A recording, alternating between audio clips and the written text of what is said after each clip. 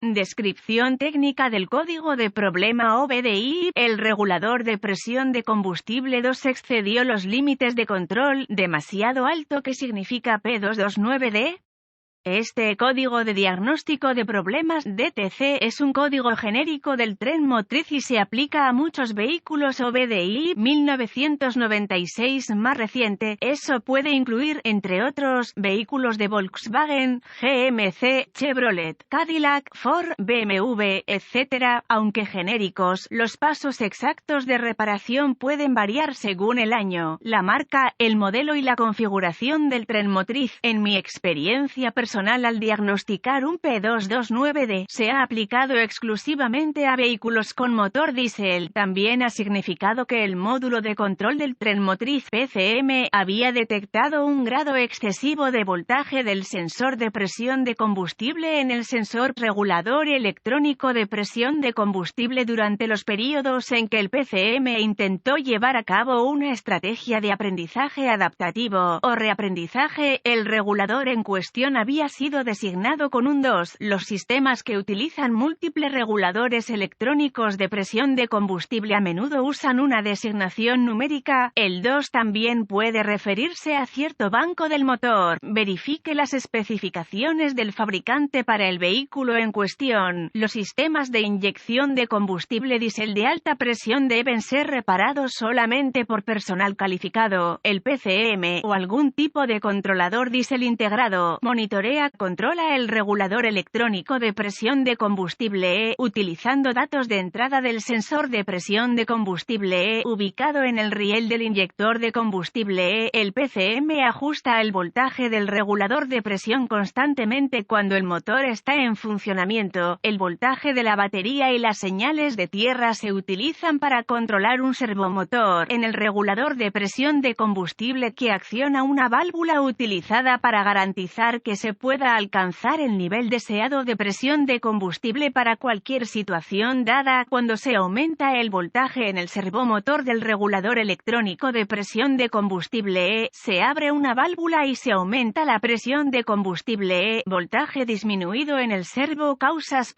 La válvula se cierra y la presión del combustible disminuye. El regulador de presión de combustible y el sensor de presión de combustible se integran con mayor frecuencia en una sola carcasa con un conector eléctrico, pero también pueden ser componentes separados. Si el voltaje real del circuito de control del regulador de presión de combustible 2 presión, que no se encuentra dentro de cierto parámetro durante una sesión de aprendizaje, se almacenará un P229D y se podrá encender una lámpara indicadora de mal funcionamiento. Un regulador de presión de combustible típico. ¿Cuál es la gravedad de este DTC?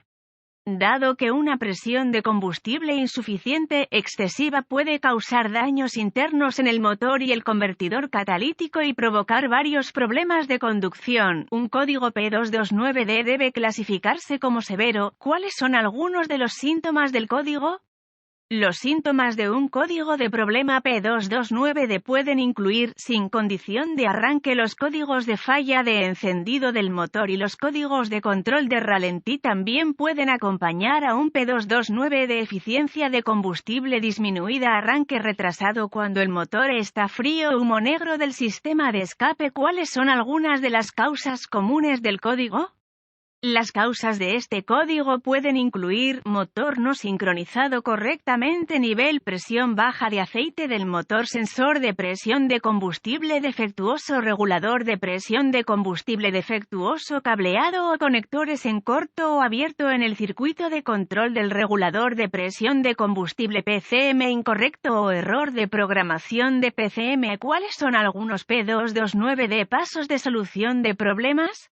Necesitará un escáner de diagnóstico, un voltímetro, ohmímetro digital, DVOM, y una fuente de información confiable del vehículo para diagnosticar con precisión. Un código P229D puede ahorrar tiempo buscando boletines de servicio técnico TSB que reproduzcan el código almacenado, el vehículo, año, marca, modelo y motor, y los síntomas exhibidos. Esta información se puede encontrar en la fuente de información de su vehículo. vehículo. Si encuentra la TSB correcta, podría proporcionar una solución rápida a su diagnóstico, después de conectar el escáner al puerto de diagnóstico del vehículo y recuperar todos los códigos almacenados y los datos pertinentes del cuadro congelado. Escriba la información en caso de que el código sea intermitente. Después de eso, borre los códigos y pruebe el vehículo hasta que ocurra una de dos cosas: el código se restaura o el PCM entra en modo de preparación.